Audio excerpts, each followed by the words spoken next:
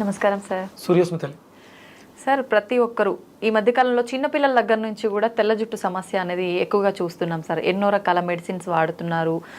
అయినా కూడా కొంచెం ఎట్లయినా షై ఫీలింగ్ ఉంటుంది కదా సార్, తెల్ల జుట్టు కనిపిస్తుంటే. ఏజ్డ్ వాళ్ళే వాటిని కవర్ చేయడానికి రకరకాల ప్రయత్నాలు చేస్తుంటారు. చిన్నపిల్లల్లో కూడా వస్తుంది. అసలు ఏమంటారు, ఏం వాడినా రిజల్ట్ ఉండదు. ఖచ్చితంగా ఏదైనా వాడామంటే దానివల్ల సైడ్ ఎఫెక్ట్స్ వచ్చి హెయిర్ ఫాల్ అవ్వడము, ఇంకా కొత్త సమస్యలు వస్తున్నాయి. అలా కాకుండా మేము మీ వీడియోలో చూసాం సార్, తెల్ల జుట్టు రాకుండా ఉండాలి అంటే, వచ్చిన జుట్టు రంగు మారాలి అంటే ఇలా చేసుకుంటే బాగుంటుంది అని చెప్పి. అది నిజంగా వర్కౌట్ అవుతుందా సార్? ఒక్కసారి ఆ రెమెడీస్ మా కోసం. ఫస్ట్ నేను ఫ్యాక్ట్ నిజం చెప్పాలి అంటే, ఇప్పుడు మీరు చూస్తున్నటువంటి హెయిర్ ఒరిజినల్ కలర్ కాదు. నాకు కూడా వైట్ హెయిర్ ఉంది. వైట్ హెయిర్ ఉంది కాబట్టి దాని మీద నేను రీసెర్చ్ చేశాను. కాకపోతే అది నా మీద కన్నా మా నాన్నగారి మీద బాగా పనిచేసింది. ఆయనకి రివర్స్ అయింది. 80% దాకా రివర్స్ అయింది. అంటే రివర్స్ అవ్వుద్ది అని చెప్పడానికి సోర్సెస్ ఉన్నాయి. నేను మా దగ్గర ఒక బుక్ ఉంది, 1950s బుక్. అది దాంట్లో అప్పుడు రీసెర్చ్ చేశారు. అప్పట్లోనే ఈ వైట్ హెయిర్ మీద రీసెర్చ్ చేశారు. అంటే ఇండియన్స్ కోసం కాదు, అప్పట్లో వెస్టర్న్ కంట్రీస్, అమెరికా ఇటువంటి ప్రాంతాల్లో విపరీతంగా వాళ్ళకు ఉంది వైట్ హెయిర్. దాని మీద వాళ్ళు రీసెర్చ్ చేసినప్పుడు కొన్ని రకాల సాల్ట్స్ వైట్ హెయిర్ బ్లాక్ అవ్వడానికి ఉపయోగపడింది. ఆయన చెప్పిన దాని ప్రకారం ఒక 1 year లైఫ్ స్టైల్ మార్చుకుంటే వైట్ హెయిర్ పూర్తిగా ముగ్గు పుట్ట బ్లాక్ అయింది అని దాంట్లో ఆ రీసెర్చర్స్లో తెలియజేశారు. ఓకే, అది నేను ఇంచుమించు అంటే నాకు 97లో నాకు వైట్ హెయిర్ స్టార్ట్ అయింది. అప్పటి నుంచి నేను దాని మీద స్టడీ చేస్తున్నాను. ఈ బుక్ నాకు దొరికి ఒక 10 years అయింది. ఇక అక్కడ నుంచి నేను ప్రయోగాలు మొదలుపెట్టాను. నేను మా నాన్నగారిని గమనిస్తూ ఉంటాను. ఇక్కడ ప్రథమంగా చెప్పాల్సింది ఏంటంటే, మనం మన జీవన విధానంలో ఈ పేస్ట్ పళ్ళు తోముకునే విధానంలో మ్యాక్సిమం మనం న్యూట్రిషన్స్ కోల్పోతున్నాం. ఓకే, మనకి ఏదైతే హెయిర్ బాగుండాలి అని అనుకుంటున్నామో దానికి కొంత రకంగా ఉపయోగపడేటువంటి మైక్రో న్యూట్రిషన్స్ ఏదే వాల్యూ మనం ఫస్ట్ ముందు పొద్దుటే పేస్ట్ ద్వారా కోల్పోతున్నాం. ఓకే, కేవలం పళ్ళు శుభ్రం చేసుకోవడం, క్యావిటీలు, బ్యాక్టీరియా వీటి గురించి మాట్లాడతాం. కానీ ఇది లోపలికి వెళ్ళి లోపల ఉన్నటువంటి ఇంటెస్టైన్స్ని కూడా డ్యామేజ్ చేస్తుంది. పళ్ళు తోమడం అనేది చాలా పెద్ద విధానం. ఇది దైనందిన జీవితంలో అనుదిన ధర్మాలలో మొట్టమొదటి ధర్మం దంతధావనం. దానికి శాస్త్రం చెప్పింది 12 అంగుళాల పుల్లు ఉండాలని. ఇది దానికి కొలతలు కూడా ఉన్నాయి. 12 అంగుళాల కూర్చ అంటారు దాన్ని, దంతధావన కూర్చ. కొలత ఎందుకు సార్? 12 సంఖ్యకి చాలా ప్రాధాన్యత ఇచ్చింది ఆయుర్వేద శాస్త్రం. ఓకే, అది గురుతత్వాన్ని కలిగి ఉంటుంది. పందువు పుల్ల ఎంత పడితే అంత కాదు, 12 అంగుళాలు ఉండాలి. అది కంపల్సరీ. ఒక్కొక్క అంగుళాన్ని నవ్వులుతూ తోముతూ వెళ్ళాలి. ఇక్కడ తోవడం మీద దృష్టి ఎక్కువ పెట్టలేదు, నమలడం మీద పెట్టింది. పంటికి మధ్య దాన్ని పెట్టి నమలడం ద్వారా అక్యు ప్రెజర్ జరుగుద్ది. పైన లార్జ్ ఇంటెస్టైన్స్కి స్మాల్ ఇంటెస్టైన్స్కి కనెక్షన్ పళ్ళలో ఉంది. పళ్ళు తోమేసిన తర్వాత నాలికని గీయటం కూడా చాలా శాస్త్రవిధిగా పెట్టింది. నొక్కి అదిమి పట్టి లాగాలి. అది కట్ చేసేంత షార్ప్గా ఉండకూడదు. ఓకే, మీరు ఒక మందపాటి రాగి రేకుని నాలిక బద్దలా తయారు చేసుకుని అది షార్ప్గా తెగిపోయే విధంగా ఉండకూడదు, మందంగా ఉండాలి. నొక్కి నొక్కి లాగాలి. అప్పుడు ఈ 12 ఆర్గాన్స్లో ఉన్నటువంటి వ్యర్థాలు తెల్లటి పాచి రూపంలో బయటకు వస్తాయి. ఇది లేదు మన జీవన విధానంలో. అప్పుడు తెల్ల జుట్టు రాకపోవడానికి ఇక రాకుండా ఎలా ఉంటుంది? మనం దీన్నే పాడు చేసాం. పందు వల్ల తెలియదు ఎవరికి. అది 12 అంగుళాలు ఉన్న విషయం నాకు కూడా రీసెంట్ గా తెలిసింది. నాలికను నొక్కి పెట్టి తోమాలి అంటే దానికి ఒక మంత్రం కూడా ఉంది. దంతధావనానికి ఒక మంత్రం కూడా ఉంది. అవన్నీ మనం తర్వాత విషయాలు విపులంగా మాట్లాడతాను. మీరు వైట్ హెయిర్ మారడం గురించి మాట్లాడారు. ఎంత ఎందుకు చెప్తున్నానంటే, మా నాన్నగారు పందుపులతోటే పళ్ళు తోముతారు. ఎప్పుడు కూడా ఆయన పేస్ట్ బ్రష్ వాడరు. మరి మధ్యలో ఆయనకి ఎందుకు ప్రాబ్లం వచ్చింది అంటే, ఆయన జీవన విధానంలో చిన్న చిన్న మార్పులు చేసుకున్నారు. కొన్ని ఎడిక్షన్స్, స్మోక్ చేయడం వల్ల కూడా వైట్ హెయిర్ వస్తుంది. ఓకే, మనకి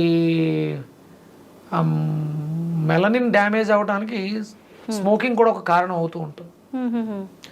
నేను కొన్ని రకాల ప్రయోగాలు చేసిన తర్వాత అది అర్థమైంది. ఆయన ఇప్పుడు స్మోక్ మానేశారు కాబట్టి టర్న్ అవ్వడానికి వైట్ అవ్వడానికి కారణం అదే, అది కూడా ఒక కారణమైంది. ఓకే. సరైనటువంటి పోషకాహారాలు లేకపోవడం కారణమైంది.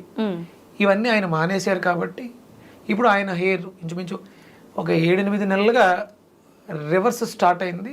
రెగ్యులర్గా ఇంకొంచెం పోషకాహారాన్ని తీసుకోగలిగితే అది డార్క్ అయిపోతుంది, పూర్తిగా అయిపోతుంది. రెగ్యులర్గా ఆయన న్యాచురల్ కొబ్బరి నూనె, అంటే మూలికలు కలిపినటువంటి మన మార్కెట్లో దొరికేవి కాదు, ఓన్లీ ప్లెయిన్ కొబ్బరి నూనె రాస్తున్నారు. రెగ్యులర్గా రాయాలి, వైట్ హెయిర్ బ్లాక్ అవుతుంది. అలాగే మనకి బెల్లం కావాలి, తెల్ల జుట్టు నల్లబడటానికి బ్లాక్ ట్రాకిల్ నల్ల బెల్లం కావాలి. అలాగే ఈస్ట్ అంటే నిల్వ ఉన్నటువంటి పదార్థాలు, పులియబడినటువంటి పదార్థాలు అద్భుతంగా, అందులో మనం పులియడం అంటే పెరుగుని ఎక్కువ తీసుకుంటాం. లాక్టోబాక్సిల్లస్, ఈస్ట్ గ్రాన్యూల్స్, అంటే మనము ఫార్మేషనల్ రూపంలో తీసుకుంటే ఈస్ట్ గ్రాన్యూల్స్ని వాడడం ద్వారా కూడా తెల్ల జుట్టు నల్లగా అవుతుంది, నో డౌట్. ఇంటేక్ తీసుకోవాలి, అంటే దాంట్లో బి కాంప్లెక్స్ ఫ్యామిలీ మొత్తం ఉంటుంది. అది లోపలికి వెళ్ళి గుడ్ బ్యాక్టీరియాని ప్రొడ్యూస్ చేస్తుంది కాబట్టి తెల్లగా అయిన జుట్టు నల్లగా అవడానికి, తెల్లగా అవుతున్న జుట్టుని ఆపడానికి ఉపయోగపడుతుంది. అలాగే కంపల్సరీ కొంకుడుగాయలు వాడాలి, అది తాపాన్ని తగ్గిస్తుంది. మనం వాడే కెమికల్ షాంపూస్ కూడా వైట్ హెయిర్ రావడానికి కారణం అవుతుంది. మీకు నేను చెప్పాను, టచ్ స్పర్శ ద్వారా కూడా వ్యాధి రోగాలు నయం అవుతాయి. అది మనం కొంకుడుగాయలని పిసుకుతాం, దాంట్లో ఉండేటువంటి పెంకు, నల్లగా ఉండే పెంకు చాలా గట్టిగా ఉంటుంది. ఇవన్నీ కూడా ఔషధ గుణాలని కలిగి ఉండడం ద్వారా చర్మం మేంచి మన శరీరం అంతా కూడా స్ప్రెడ్ అవుతుంది. ఇప్పుడు ప్రెసెంట్ నేను ఆ కుంకుడుగాయతోటి నిమ్మ తొక్కలతోటి తయారు చేసినటువంటి న్యాచురల్ ప్రోడక్ట్ని వాడుతున్నాను. నేను మార్కెట్లో కూడా పంపిద్దామని చూస్తున్నాను. శిరోరక్ష, అగస్య శిరోరక్ష అని దానికి ఒక నామకరణం చేశాను. ఆయుర్వేదానికి అగస్యుల వారు పెట్టింది పేరు. అగస్య శిరోరక్ష అంటే కుంకుడుగాయలతో తయారు చేసినటువంటి షాంపూ. అది షాంపూ కాదు, న్యాచురల్ ప్రొడక్ట్. శిరోజాలు రక్షిస్తూ చర్మానికి నిగారింపునిస్తుంది. కుంకుడుగాయలతో స్నానం చేస్తే హెయిర్ రఫ్ అవుతుంది కదా సార్? అవుదమ్మా, అందుకనే అంటే ఒక్కొక్క తత్వం ఒక్కొలా ఉంటుంది కాబట్టి దాంట్లో నానబెట్టిన మెంతులు వేయటం కూడా ఉంది, కండిషనర్. అలాగే మీకు మందారాకులు కూడా వేస్తారు. మీకు ఆ ఇది ఉంటే మీరు నిమ్మకాయల్ని రసం పిండేసి రోజు మార్నింగ్ తీసుకోండి, ఎసిడిక్ నేచర్ని ఆల్కలైన్ చేస్తుంది. ఆ తొక్కలు ఉండిపోతాయి కదా, వాటిని ఆరబెట్టండి, వాటిని పౌడర్ చేయండి, వాటిని ఇందులో వేసుకోండి. మీ హెయిర్ చాలా బాగుంటుంది, నో డౌట్. నాకు చాలా స్మూత్గా ఉంటుంది, సిల్కీగా ఉంటుంది, షైనీగా ఉంటుంది. నేను రెగ్యులర్గా ఇదే వాడుతున్నాను. అంటే నేను హెయిర్ కలర్కి న్యాచురల్ గోరింటాకు, ఇండిగో ఇవే వాడుతున్నాను న్యాచురల్గా. నాకు కూడా వైట్ హెయిర్ ఉంది, నేను మోసం ఎవరిని చేయట్లా, ప్రయత్నం చేస్తున్నాను. సమయం పడుతుంది. మా నాన్నగారికి త్వరగా రిజల్ట్ వచ్చింది, నాకు రావడానికి సమయం పడుతుంది. ఎందుకంటే మనం పొల్యూషన్లో ఎక్కువ ఉన్నాం, దాని మీద కాన్సన్ట్రేషన్. ఆయనకి ఏం వర్క్ లేదు, ఆయన శుభ్రం ఖాళీ చేసాం, రిలాక్స్గా ఉన్నారు, తినడం, చిన్న చిన్న గార్డెన్ వర్క్స్ ఉన్నాయి. ఒక ప్లేస్లో మొక్కలు పెంచడం కూడా ఆయనకి అప్పచెప్పాను. ఈ మూలికలకు సంబంధించి అగస్య పుష్పం అని ఒకటి ఉంటుంది, రెడ్ కలర్లో ఉంటుంది, దాన్ని గ్రో చేస్తున్నాను. అది దేనికి ఉపయోగపడుతుంది సార్? హెయిర్ కలర్ రావడానికి ఉపయోగపడుతుంది. అంటే మీకు బయట రెడ్, వైట్ కలర్ ఎక్కువ ఉంది, రెడ్ మనం పెంచుతున్నాను నేను. అంటే చాలా రకాలు, కొన్ని రకాలు అశోక అనేది వినే ఉంటారు, సీతమ్మ వారి చెట్టు కింద ఉందని. ఆ శోక అంటే శోకం లేకుండా చేస్తుంది. మనం దేనికోసం అయితే బాధపడుతున్నామో ఆ బాధ అనేది తీర్చేస్తుంది. ఆ చెట్లు కూడా పెంచాలి. అశోకుడు చెట్లు నాటించెను అని మేము చదువుకున్నాం. అవి చూస్తే మీరు పొడుగ్గా సన్నగా పైకి వెళ్ళిపోయి నల్లటి కాయలు కాస్తాయి, అవి అనుకుంటారు, అవి కాదు. శోకాన్ని తీర్చే చెట్లు సీతా అశోక అని దానికి ఏదో పేరు మార్చారు. మళ్ళీ అశోక వృక్షాలు వేరు, అవి ఎర్రటి పుష్పాలను ఇస్తాయి. ఆ చెట్టు యొక్క బెరడు కూడా మనకు ఉపయోగపడుతుంది. మనకి ఏదో బాధ ఉంది, శోకిస్తున్నాం, ఆ శోకాన్ని తీర్చేస్తుంది అశోక. మీకు స్త్రీలకి ఋతు సమస్యలు వస్తాయి, అశోకారిష్ట అని ఒక సిరప్ దొరుకుతుంది, అది రెగ్యులర్ గా వాడండి, ఇర్రెగ్యులర్ పీరియడ్స్ తగ్గిపోతాయి. శోకాన్ని తీర్చేస్తుంది, కడుపు నొప్పి వస్తుందిగా, మీకు ఆ పెయిన్ తీసేస్తుంది అది అశోక. ఆ ఆకులకి, ఆ బెరడుకి కూడా ఆ ప్రాపర్టీస్ ఉన్నాయి, శక్తి ఉంది. అవి వాడడం ద్వారా కూడా మనం తెచ్చుకోవచ్చు. ఎలా తీసుకుంటారు సార్ ఆ సిరప్? ఎలా వాడచ్చు? ఉదయం 15 ml, మధ్యాహ్నం 15 ml, సాయంత్రం 15 ml. అంటే మెన్స్ట్రువల్ సైకిల్స్ ఇబ్బందులు ఉంటే 15 ml వాటర్ తోటి ఆఫ్టర్ ఫుడ్ రెగ్యులర్ గా తీసుకుంటే శోకాన్ని తగ్గిస్తుంది. మీరు కడుపు నొప్పితో బాధపడాల్సిన అవసరం ఉండదు. అంటే ఇబ్బంది అది సాల్వ్ అయ్యే వరకు వాడి క్యూర్ తర్వాత ఆపేయొచ్చు. ఆపేయచ్చు. ఓకే. జీవితాంతం ఏది చేయకూడదమ్మా. అది కూడా మళ్ళీ మనం వీళ్ళని తిడుతూ ఉంటాం, ఇంగ్లీష్ మందుల మీద ఆధారపడి అవి చేసేస్తున్నారు, దీ చేసేస్తున్నారు అంటే దోచుకునే వాళ్ళు మారతారు అంతే. వాళ్ళు మెడిసిన్స్ ఇచ్చారు, ఇక్కడ మేము సిరప్స్ ఇస్తాం, అది తప్పు. ఏదైనా ఒకటే, ఓకే. ఏదైనా సమస్య ఉంది, సమస్యని సాల్వ్ చేసేస్తే క్యూర్ అయిపోతే ఒక 3 నెలలో 6 నెలలో అయిపోయింది. అక్కడతో మళ్ళీ మీరు సమస్య అంటూ విక్రమాదిత్య దగ్గరికి వెళ్ళాల్సిన అవసరం ఉండకూడదు, ఎవరి దగ్గరికి వెళ్ళకూడదు. ఇవి చిన్న చిన్న చిట్కాస్ ఉన్నాయి. కుంకుడుకాయలతో తలంటుకోవటం, కుంకుడుకాయలు డయాబెటీస్ని కూడా తగ్గిస్తాయి. ఓకే, ఎలా సార్? మనం దంతధావనం చూర్ణం కింద వాడుకుంటే అది కొంచెం చేదుగా ఉంటుంది. శుభ్రం చేసుకోవడం కోసం క్యావిటీస్, బ్యాక్టీరియా అంటున్నాం కదా, ఈ కెమికల్స్ లాలాజలంలో 18 మైక్రో న్యూట్రిషన్స్ని పాడు చేస్తాయి. ఈ కుంకుడుకాయ వృద్ధి చేస్తుంది, తాపాన్ని తగ్గిస్తుంది, నోట్లో పుల్లను మాన్పిస్తుంది. దాంతోపాటు ఈ దంతధావన చూర్ణం అపామార్గాన్ని మనకు ఉత్తరేని పుల్ల సమూలాన్ని పొడి చేసుకుని దాంతో పళ్ళు తోమితే మీకు వైట్ హెయిర్ రావడం ఆగుద్ది. ఉత్తరేని పొడి. అలాగే నల్లటి గుణం కలిగినటువంటి నేరేడు పళ్ళు జుట్టు నల్లగా అవడానికి అవకాశం ఇస్తాయి. వంకాయ జుట్టు నల్లగా అవడానికి అవకాశం ఇస్తుంది. వంకాయ కూడా నల్ల వంకాయలు ఉంటాయి కదా, అంటే అది వెళ్ళి డైరెక్ట్ జుట్టు మీద పని చేయదు, కిడ్నీని శుభ్రం చేస్తుంది. కిడ్నీ బాగుంటే జుట్టు నల్లగా ఉంటుంది. ఇవి ఇంటర్లింక్స్ ఇవన్నీ కూడా. అలాగే పండిన దొండకాయలు కూడా జుట్టు నల్లగా అవడానికి అవకాశం. మందార పువ్వు ఎర్రగా ఉంటుంది, హైబిస్కస్, కానీ మందార ఆకులు జుట్టు నల్లగా అవడానికి సపోర్ట్ ఎలా చేస్తాయంటే ఆ శక్తి మూలాధారాన్ని యాక్టివ్ చేయడం ద్వారా తెల్లగా అయిన జుట్టు నల్లగా అవుతుంది. అంటే వైట్ హెయిర్ వచ్చింది అంటే మూలాధారం ప్రాపర్ గా లేదు అని అర్థం. అందుకని ఎర్రగా ఉండే పదార్థాలు తింటే మూలాధారం యాక్టివ్ అవుతుంది. మూలాధారం ఎర్రగా ఉంటుంది కానీ అది జుట్టును నల్లగా ఉంచుతుంది, మెలనిన్ అక్కడ ప్రొడ్యూస్ అవుతుంది. ఇవన్నీ ఇంటర్లింక్స్. ఇప్పుడు అది పండిన దొండకాయ అన్నారు కదా సార్, తినాలా సార్ అది? మనం దొండకాయలు పండితే కూర పాడేస్తాం కదా, మిక్సీలో వేసి జ్యూస్ కొట్టండి, దాన్ని జ్యూస్ చేసుకుని తాగేయండి, లివర్ ఫిల్టర్ అయిపోద్ది, మూలాధారం యాక్టివ్ అయిపోద్ది. ఒకవేళ వైట్ హెయిర్ సమస్య అంటే చర్మ వ్యవస్థ, జుట్టు నల్లగా అవడానికి అవకాశం ఏర్పడుతుంది. ఒకవేళ అప్పుడే స్టార్ట్ అయింది ప్రీమెచ్యూర్డ్, అది ఆగుతుంది, జుట్టు ఒడ్డం కూడా తగ్గుతుంది. అందులో ఇంకేమైనా కలుపుకోవచ్చా సార్? అల్లం ముక్క, నిమ్మకాయ రసం, మజ్జిగ, మన ఇష్టం.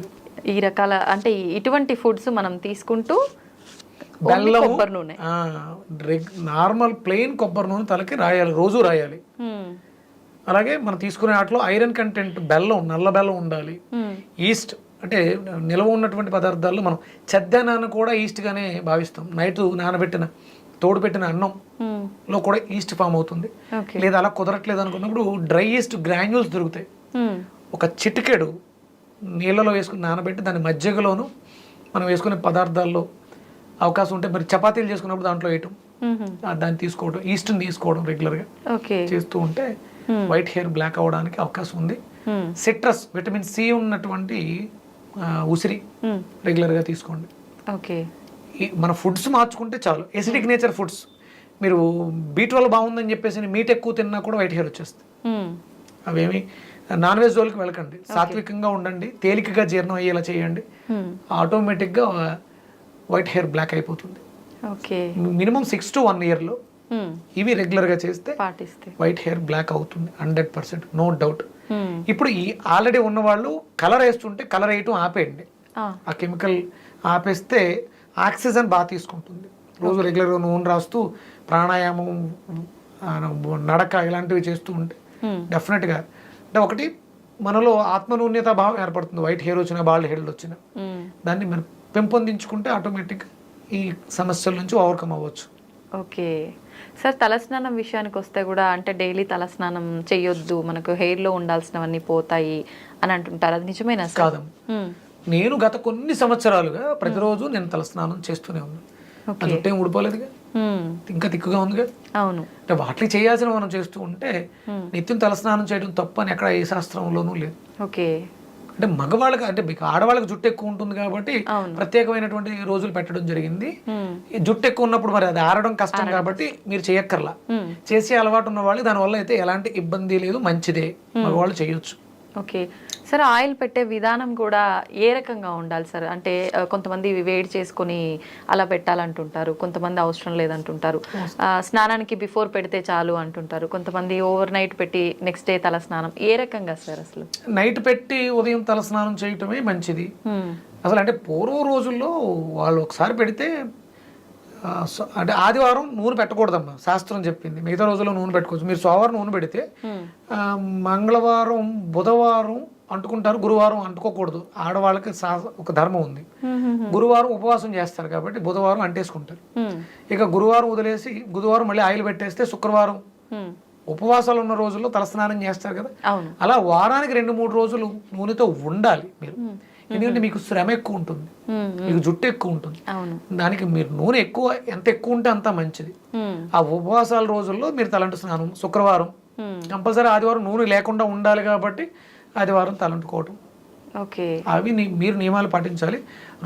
వారం అంతా కూడా ఉన్నాను ఇబ్బంది ఏమీ లేదు. నూనె ఉంటే మంచిదే, మనకి పొల్యూషన్ నుంచి కాపాడుతుంది, కెమికల్స్ నుంచి కాపాడుతుంది కాబట్టి రెగ్యులర్ గా నూనె రాసుకోవచ్చు.